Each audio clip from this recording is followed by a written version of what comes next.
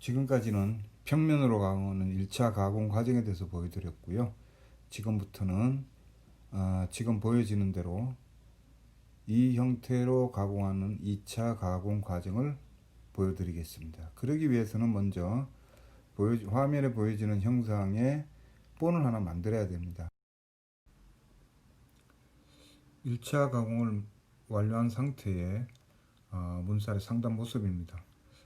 1차 가공을 완료하면 하나의 이제 부록 이런 형태로 모양이 나타나는데, 지금 보여지는 본은, 만들어진 본은 그 상단에 나타난 하나의 부록 규격에 맞춰서 만들어진 상태입니다. 이런 식으로 부록의 규격과 일치되는 형태로 만들어내는 겁니다.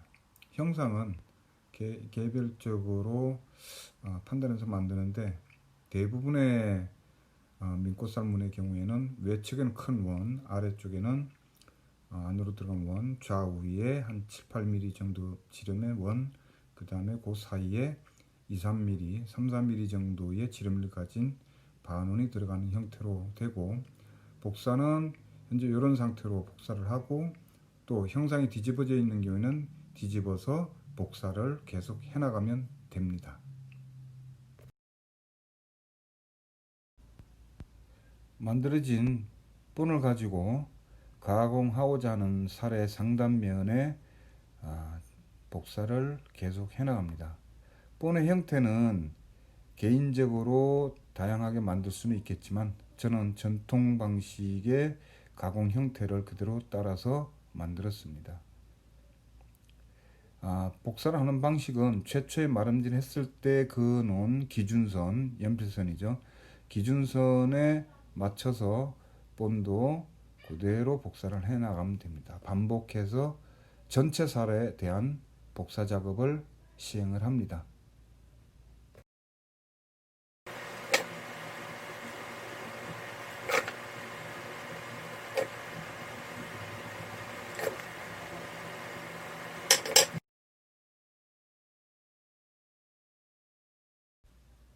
본을 이용해서 전체 살 상단에 도려내야 될 형태를 복사를 했습니다. 제 복사한 선을 기준으로 해서 가공 작업을 시행을 하게 됩니다. 본을 이용해서 전체 살의 상단에 가공해야 될 형태를 다 복사를 하였습니다. 지금부터 복사한 형태대로 가공을 해보도록 하겠습니다.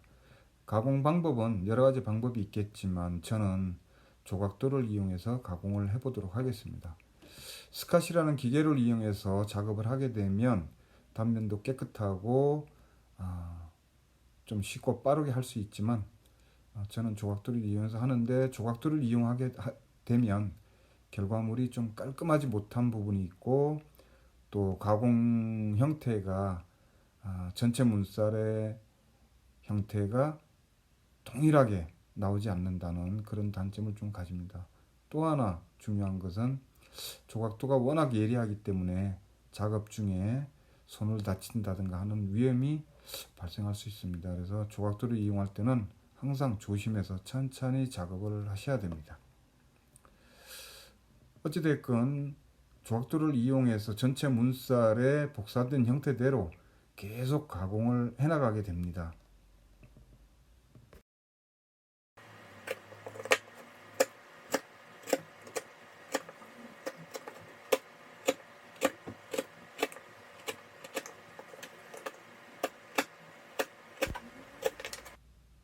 이런 형태로 둥근 부분은 일단 가공이 완료되었습니다.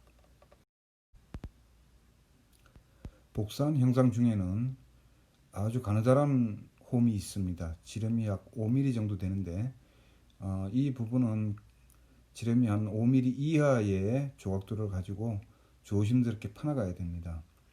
이 부분이 작업하기가 좀 어려운데, 너무 과도하게 힘을 주게 되면 살의 끝부분이 떨어져 나간다든가 그런 문제가 있기 때문에 조금씩 천천히 급하게 서두르지 않고 작업을 해나가면 될 것 같습니다. 이러한 방식으로 조각도를 이용해서 전체 살을 가공을 계속 합니다. 자, 이렇게 해서 2차 가공의 기본적인 틀이 마무리되었습니다. 2차 가공을 하게 되면 이런 모양으로 나타나게 됩니다. 처음에 보여드렸듯이 1차 가공 시에 조립을 하면 이런 모양인데 2차 가공을 하고 나서 조립을 하면 이런 모양이 됩니다. 약간의 차이점을 보이죠. 문양이 생기고 라운딩이 지고 이렇게 해서 아마 1차 가공했을 때 모양보다는 조금 다른 모양을 좀 나타내게 될 겁니다. 그래서 1차 가공 시의 형태, 조립 형태, 그리고 2차 가공한 상태에서의 조립 형태, 이렇게 비교해서 보시면 어떻게 달라졌는가를 쉽게 보실 수 있습니다. 2차 가공을 하는 데 있어서 상당히 주의할 점을 이렇게 보면 2차 가공은 아까 본에 따라서 형상을 이제 복사를 했는데 그 형상 자체가 대부분 곡선 형태로 되어 있습니다. 물론 원형이긴 하지만 곡선 형태로 되어 있어서 가공이 좀 정확히 이루어져야지 곡선의 유리함이 살아나는 문제가 있고, 또 좌우인 경우에는 곡선이 좀 큽니다. 커서 둥근 조각도 또는 반원의 조각도를 가지고 파내기가 조금 수월하긴 합니다.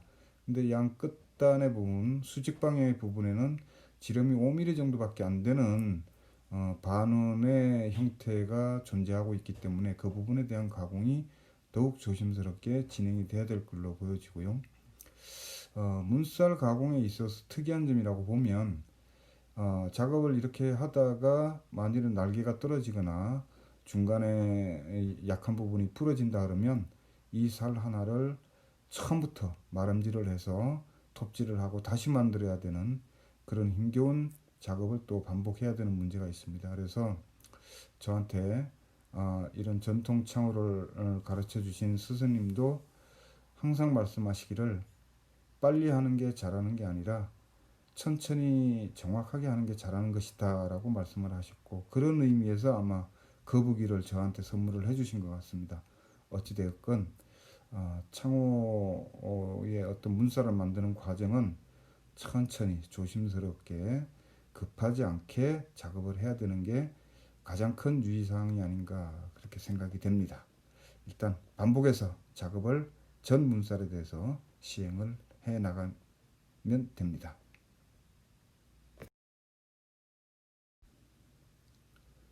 다다다다다다다다 가공을 해 나갑니다.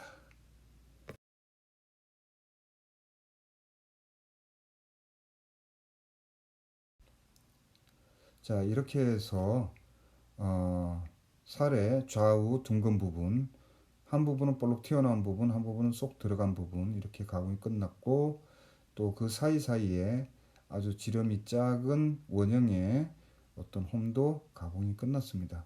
근데 이 작은 원형의 홈 같은 경우에는 워낙 작기 때문에 조각도로 가공을 했을 때 그 원형이 일정한 형태로 나타나지 않습니다. 좀 크거나 작거나, 또 조각의 어떤 품질 자체가 기계로 하는 것과 달리 완벽하지 않기 때문에 전통 창호의 특성상 동일한 형태로 반복해서 이어져 나와야 되는데 그런 부분들이 좀 한계점을 가지지 않나 하는 생각도 가집니다. 하지만 조그마한 원인 경우에는 조각도로 완벽하게 이루어지지 않기 때문에 최종적으로는 둥근 조그만 줄을 가지고 다듬는 작업을 한 번 더 하게 됩니다.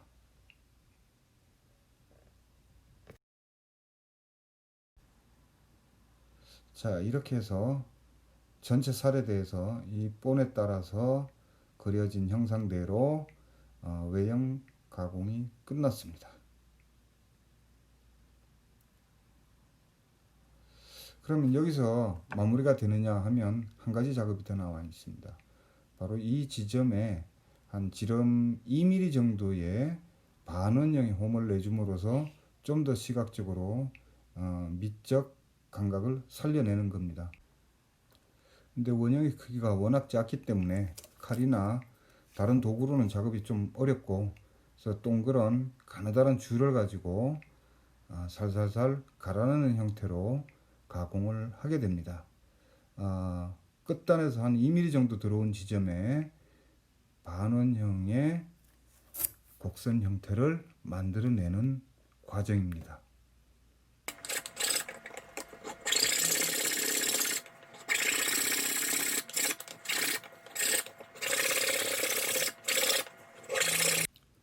가공 전후를 비교를 해보면 가공 전에는 이렇게 동실동실한데 가공하고 나면 사슴뿔처럼 조금 형상이 복잡해지는 결과물을 볼 수가 있습니다.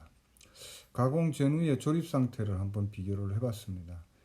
왼쪽은 마지막 작업을 하기 전의 상태고 오른쪽은 마지막 작업까지 완료된 상태입니다.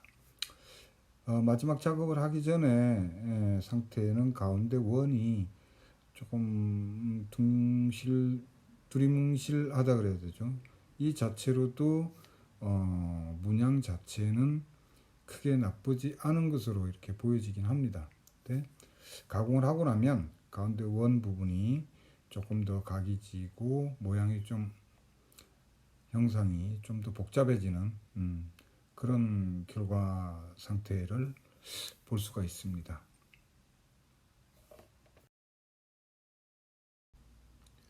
자, 마지막 가공 작업을 완료한 상태의 살 모습입니다. 예쁘게 잘 나온 것 같습니다. 이렇게 마지막 작업을 끝내고 나면 이제 최종적으로 대패 작업을 통해서 전면을 깔끔하게 다듬는 공정이 남아 있는데요. 왜냐하면 상단에는 처음에 마름질을 할 때 연필로 금을 그은 부분이 있습니다. 그래서 그 부분을 대패로 살짝 깎아내주는 겁니다. 너무 많이 깎으면 안 되고요. 살짝만 한 0.12mm 정도만 깎아냅니다. 대패 작업을 위해서 대패는 나를 살짝만 내밀어서 종이처럼 깎일 수 있는 정도로 대패를 조절을 하고 작업을 시작해야 됩니다. 대패질을 하면 대패밥은 종이짝처럼 나와야 됩니다. 마지막으로 깎이도록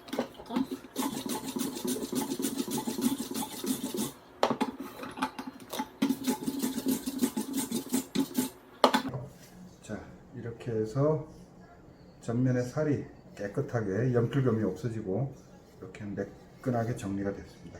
이 작업을 이제 마지막으로 마무리 작업으로 하게 됩니다.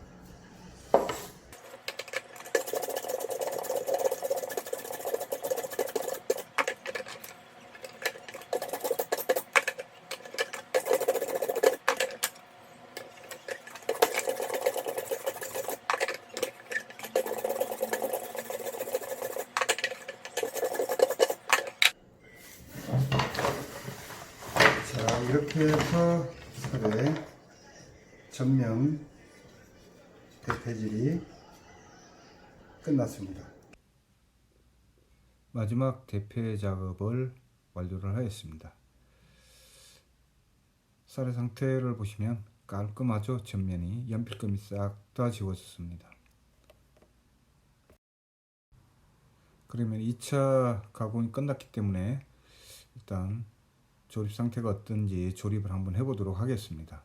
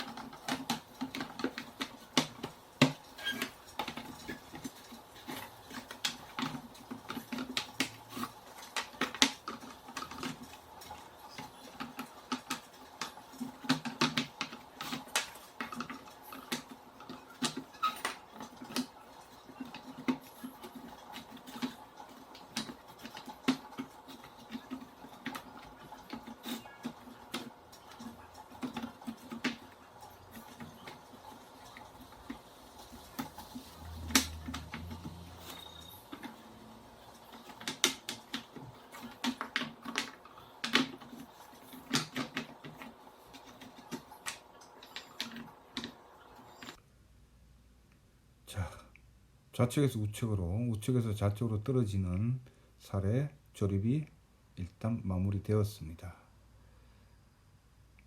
예쁘죠?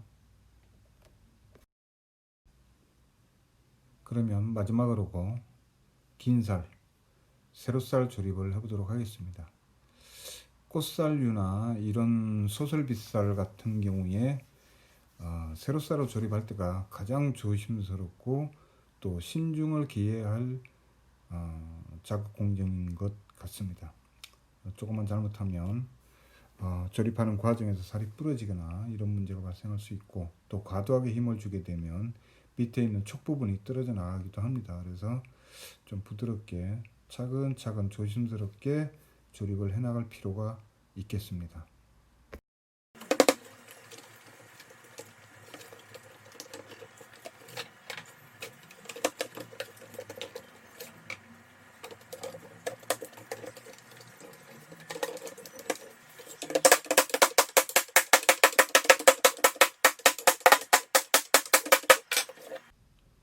이렇게 해서 소설 민꽃살문의 문살 가공 작업이 일단 마무리가 되었습니다. 모양이 괜찮은 것 같습니다.